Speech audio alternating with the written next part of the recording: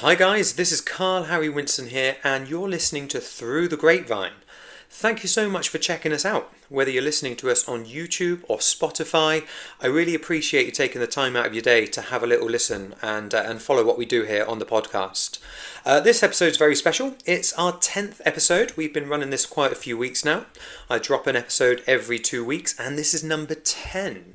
I'm on still of a bit of a high today, actually, because we got back from Hyde Park at the early hours of this morning and saw the fabulous Garth Brooks, who I've been waiting ages to see. Not only that, we saw Ashley McBryde, the Shires were there as well, and Zach Brown Band, who were just phenomenal. But yeah, so got back at the early hours of this morning, still on a bit of a high. Saw a few of you guys there as well, had a little chat with a few of you, which was great to see. So yeah, and actually on this week's podcast, I sit down with a live artist from the line dance community and on the social scene, the fabulous Nadine Summers.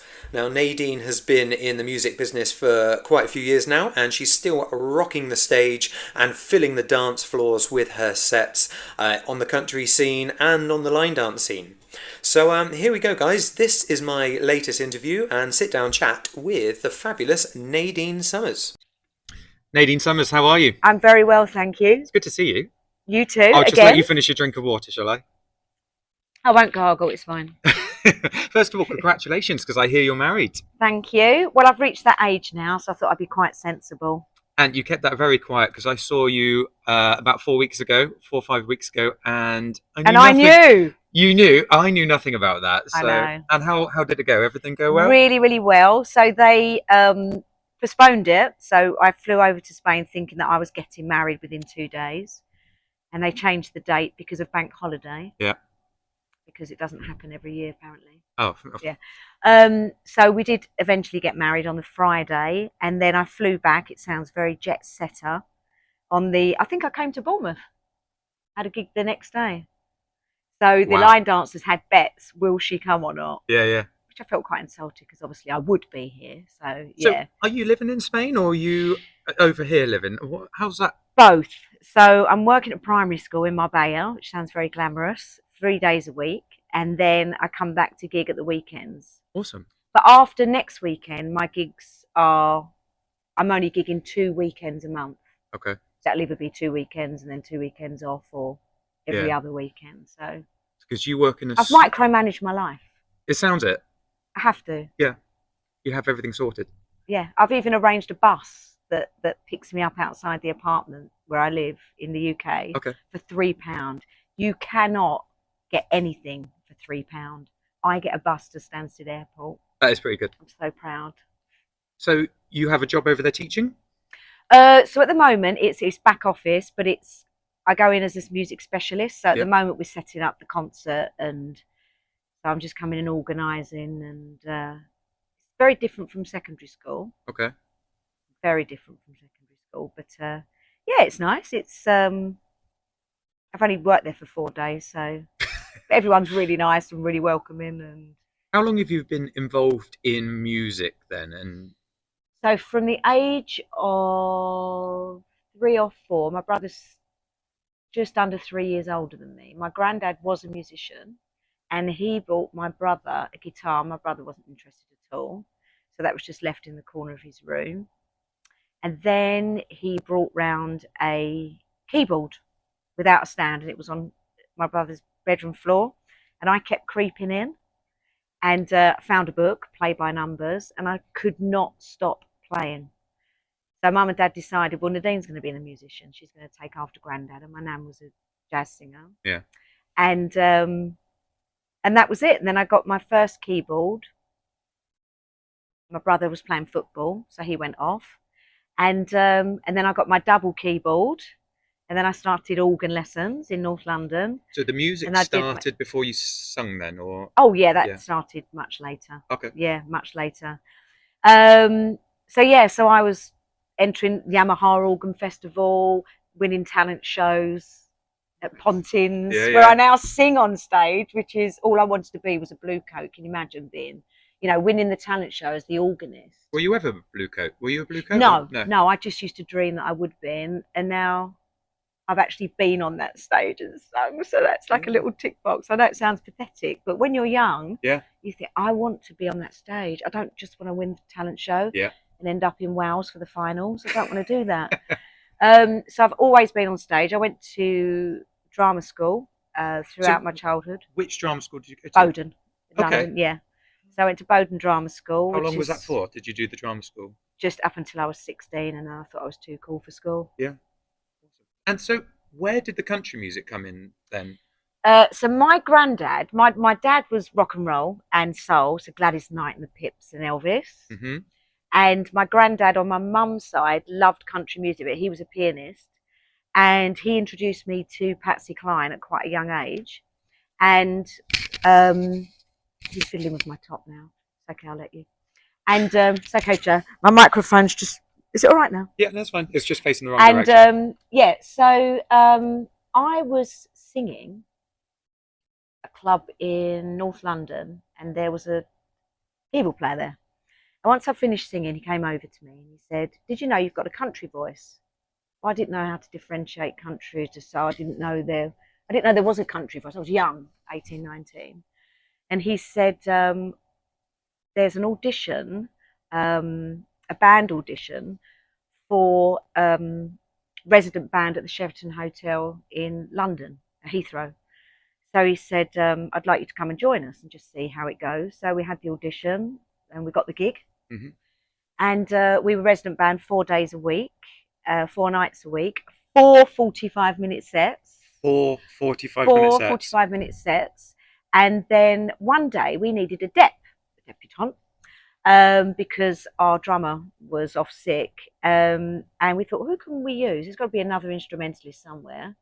And Rob Charles was working down the road, who knew the keyboard player. And he came to dep with us for the night, and we just hit it off immediately. And then we needed a dep for another week that we were there, and Glenn Mitchell got called in. So it was like we were now this little band, and then eventually the keyboard player left, and we went back and we worked as a trio for a couple of years at the Sheraton.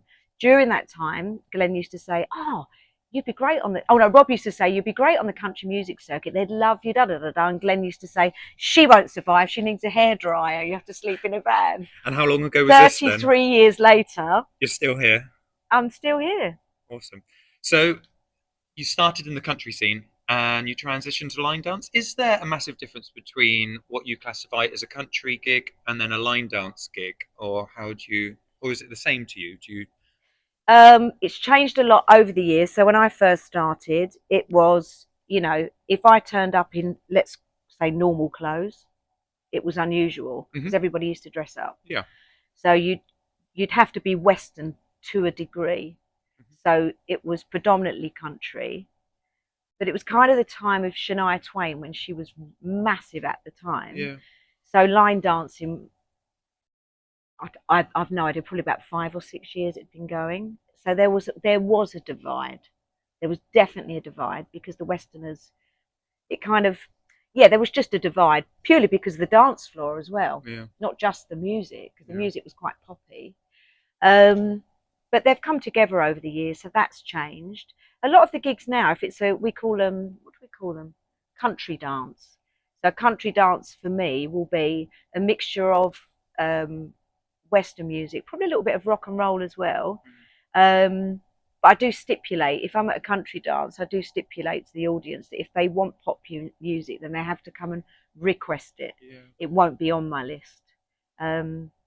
I do as I'm told. Do you know, I went to France a couple of weeks back, and it was almost like stepping back 20, 30 years, because especially in the southern part of France, they are still divided. They say we do country dancing and we do line dancing. Yeah.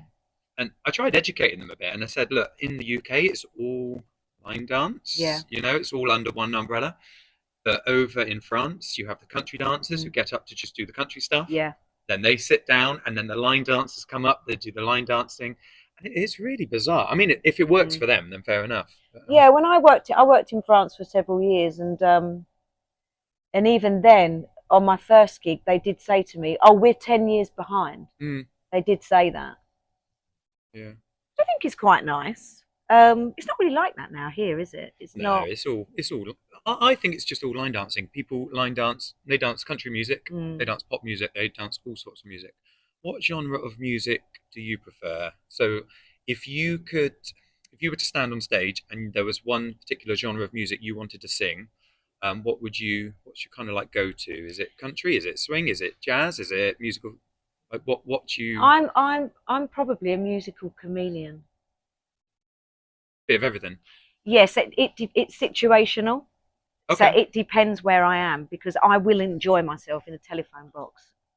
You know, so if you put me somewhere, Yeah. and this is why I like to come under the if it was categorized, it would be entertainer. Yeah. Because when I turn up, it's what do I need to do? Yeah. Where do I need to be? Yeah. What do you want me to sing? Do you know what? We're very similar, I think. And Yeah. I Are we think people pleasers? I think we're people We're pleasers. people It's that pleasers. entertainer thing because I'm exactly the same.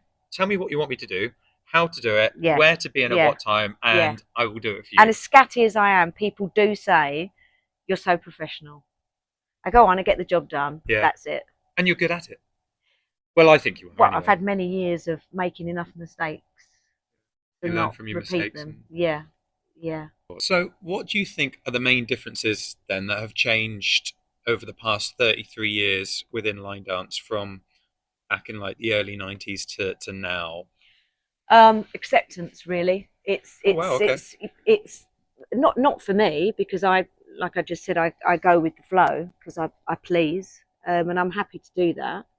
Um, Acceptance from the Westerners, um, who have accepted. Funnily enough, I was at a gig the other week that would have been traditionally Western back in the day, and I was looking at some people, and we've all aged, and I was looking at some people, thinking, where do I know you from? I know you Mm, from somewhere. And a couple of them said, I used to dress up. but they don't know. So now they're minus the hat, Yeah. minus the Western outfit, and in their normal clothes. Um, and I call that acceptance. You Mm. know, it's just people have accepted that there will be line dancers at the front or the back. And um, one thing I do notice, because I love partner dancing, not that I do it, but I love to watch all of you dance. But when they don't leave enough room, and I can never work out if that's a deliberate thing or Mm. it's or there's just not enough room on the dance floor. I don't really understand the work the The etiquette. dance floor etiquette Yeah. enough to know. It's a hard one because the etiquette has always said that partner dancing is goes around the outside and you need to Yeah, leave room for the partner dancing. yeah, But over the past 10 to 15 years, the line dance scene has increased immensely, and I've seen the partner dance scene not diminish, but it's just got lower and lower. it really has. So I think it's hard for the partner dancers to actually go around the outside with the amount of line dancers that are on the floor. Mm. And I think that's hard because there are people that still do want to partner dance. Does your partner dance by any chance? What's his name? Remind me of his name. It's Olivier. Olivier. What Yeah, a sexy name. yeah, but we call him Oliver. I'm going to call him Olivier. Does he dance? No, He no, doesn't. Okay. no. He owns a restaurant in Malaga. What kind of food does he do? Steaks and a little bit of French and yeah, There it's we go, amazing. guys. If you're Yeah, in Malaga, head yes, along to Olivier's restaurant. in Mijas Pueblo in the mountain. It's lovely. And where are you next? Like, what events have you got coming up? Or do you not know until like the day before? I know my event. So Christmas with Nadine #6 is with Billy. And that's in Bournemouth, isn't it? Is that That's here where we're sitting. at the Yeah, Carrington Hotel? Carrington Hotel. So we run that weekend, the first weekend, December, and yes, the 6th year now. I'm running an event with Andy Arizona, who's completely bonkers. I saw him in Uh, Spain last oh, week. He's great. just hilarious. When they're just people that you just adore. Yeah. He's I adorable. tried getting him for an interview all week in Spain. I was with him for 7 days and tried Well, getting it him would for have an been interview. a comedy act. It's just And he avoided me for 7 days. I was like, Andy, when are we going to do this interview for there the is a podcast? shyness attached to him, you And, know. and he just avoided There is a it. shyness, bless him. No, he's a superstar. He's lovely. So we run our event once a year, and that's Summer's dance party. I'm laughing because his name's not on there, and he says he does all of the work. So Right. it should be Summers and Arizona. I think I've changed the name this year, but that runs the day after I'm with my band, Nadine Summers Band, a quick draw on the Saturday. We're running it on the Sunday, so it wasn't planned the Sunday, but we had to shift the dates around. So who consists of the Nadine Summers band? Who's in that then? Rob Childs and Bob Keeley. Awesome. They're great. Yeah, so we've been together for nearly 30 years, and they are my musical brothers. And I don't just say that lightly. They are. Yeah. They are. Brilliant. Yeah, they are. Definitely. Thank you so much for joining us. Is that it? Unless there's anything else you want to say. I just want to keep talking. You want to keep talking? What do you want to talk about? Anything really. Well, what have we got for dinner? We've come up to 15 minutes, and have we? my podcast. Well, there's nothing to edit then. No, not really. No. Because that's 15 minutes, but there's nothing to take out now. No. That means you've got to run 1 minute more.